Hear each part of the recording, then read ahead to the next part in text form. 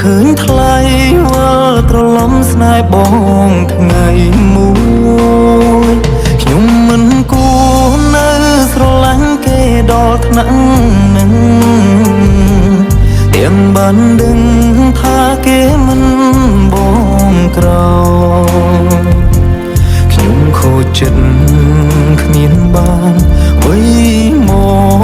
កវិញឡើយមានតែធ្វើឲ្យខ្លួនឯងឈឺរាល់ថ្ងៃធ្វើមិនដេញបើខ្ញុំនៅនឹកគេខ្លាំងយ៉ាងនេះ